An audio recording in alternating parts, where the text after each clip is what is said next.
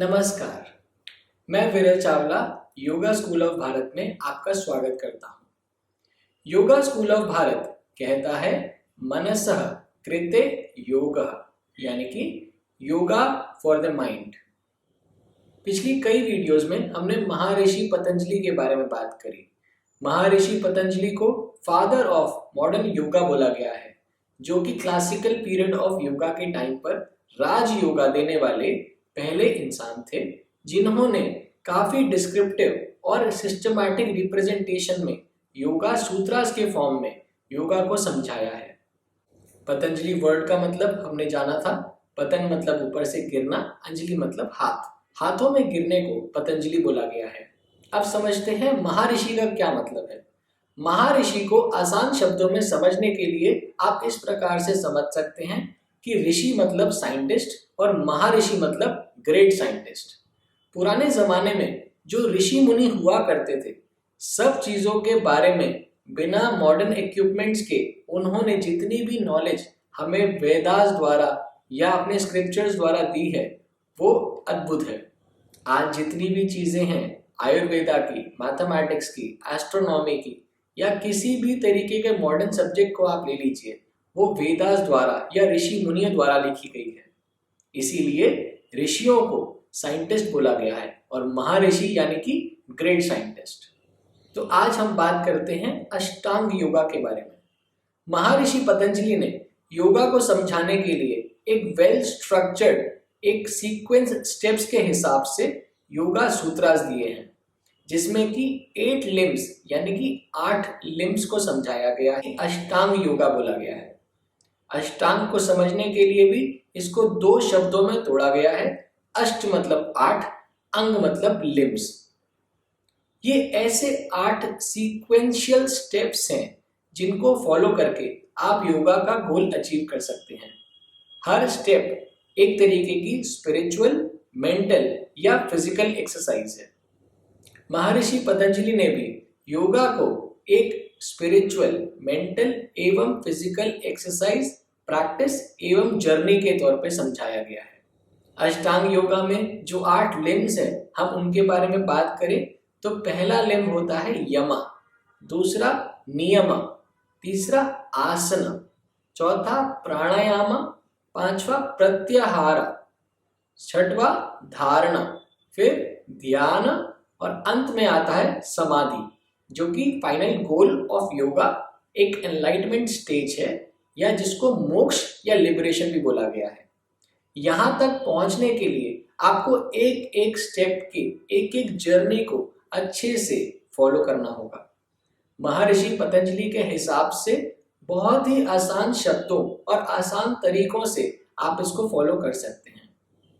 इनको अच्छे से समझने के लिए हम वीडियो को अलग अलग पार्ट्स में बनाएंगे। सबसे पहले हम बात करेंगे यमा के बारे में। यमा एक तरीके से सोशल ऑब्लिगेशंस को बोला गया है।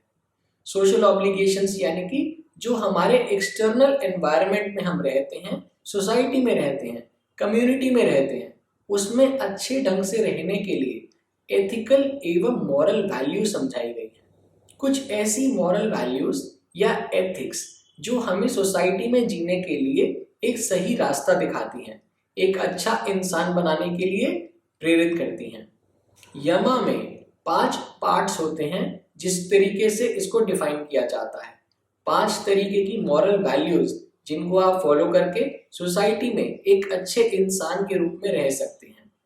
पहला होता है अहिंसा, दूसरा सत्य, तीसरा अस्तेय, चौथा ब्रह्मचर्य, पांचवा अपारिग्रह। सबसे पहले हम बात करते हैं अहिंसा के बारे में। अहिंसा को नॉन वायलेंस बोला गया है। वायलेंस यानी कि हिंसा, जो किसी भी रूप में हो सकती है। मेंटल, फिजिकल या इमोशनल लेवल पर हम दूसरों के साथ एवं खुद के साथ हिंसा कर सकते हैं। गुस्सा करना, इरिटेट होना, किसी को मारने की फीलिंग पैदा करना या किसी को मारना, फिजिकल, मेंटल या इमोशनल लेवल से किसी को दुखी करना, अपने रिएक्शन से किसी को परेशान करना, ये सभी हिंसा का पार्ट है। इसको रोकने के लिए महर्षि पतंजलि ने कंपैशन यानी कि करुणा दया भाव को सबसे महत्वपूर्ण बताया है। किसी भी सिचुएशन में आप अपने रिएक्शन को किस प्रकार से कंट्रोल करते हैं, उसमें इन्वॉल्व ना होते हुए थोड़ा टाइम अगर आप दें तो आप उससे बाहर आ सकते हैं। एंगर का मतलब गुस्सा होता है। गुस्से का मतलब इस प्रकार से समझाया गया है कि आप किसी और की गलती की सजा अगर खुद को देते हैं, वह गुस्सा होता है। इसीलिए पहला मार्ग अहिंसा का बताया है, जिस पर चलकर आप अच्छे ढंग से एथिकल और मॉरल वैल्यूज फॉलो करके सोसाइटी में एक अच्छे इंसान के रूप में रह सकते हैं और योगिक जर्नी या स्पिरिचुअल पाथ में पहला कदम उठा सकते हैं। अगला आता है सत्य यानी कि ट्रूथफुलनेस। अहिंसा के मार्ग पर चलते हुए सत्य का रास्ता थोड़ा कठिन तो हो जाता है।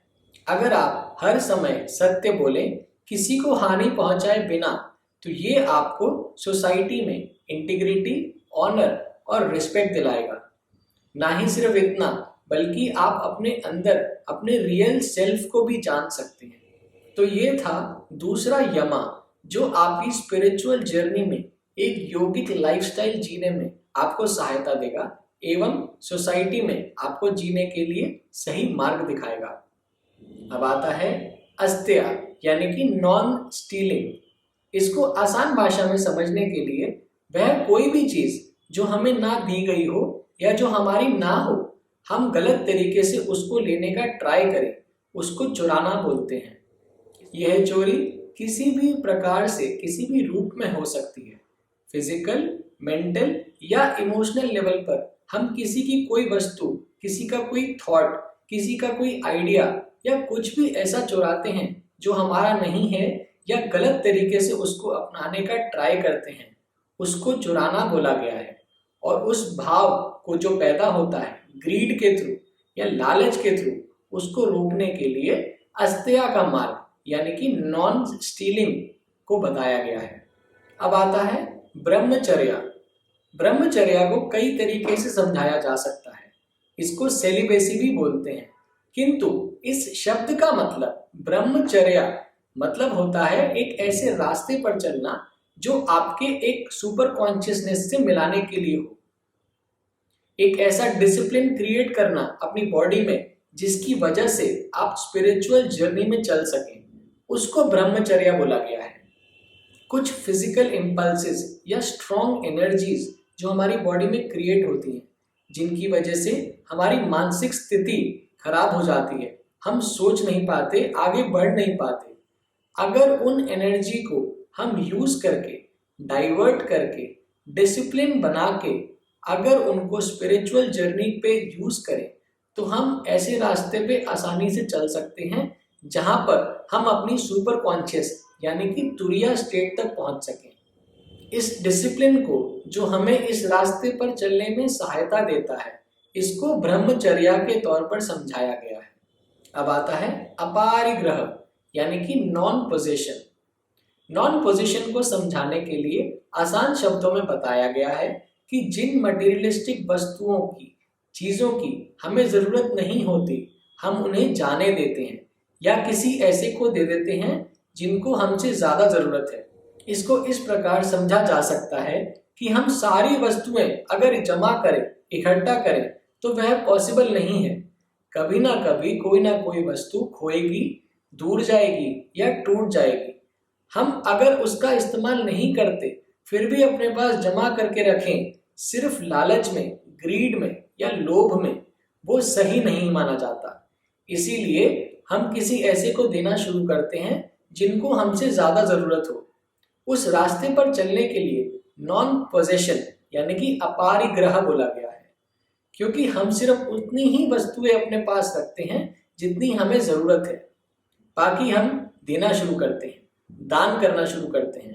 उस रास्ते को अपारिग्रह बोलते हैं। तो आज हमने सीखा 5 यमास के बारे में। यमास यानी कि सोशल ऑब्लिगेशंस, कुछ ऐसे एथिकल और मॉरल वैल्यूज जिनकी वजह से हम सोसाइटी में एक अच्छा इंसान बन के रह सकते हैं एवं अपनी स्पिरिचुअल जर्नी, योगिक लाइफस्टाइल जीकर अपने पाथ पर चल सकते हैं। महर्षि पतंजलि ने इसको अष्टांग में पहला लिंब यानी कि सीक्वेंशियल स्टेप का पहला स्टेप बोला है, जिस पर चलकर ही आप आगे अपनी योगिक जर्नी शुरू कर सकते हैं। मैं आशा करता हूं आपको कुछ अच्छा एवं नया सीखने को मिला होगा। आप इसी प्रकार से योगा स्कूल ऑफ भारत से जुड़े रहिए। मैं विरल चावला आपको नमन करता हूं।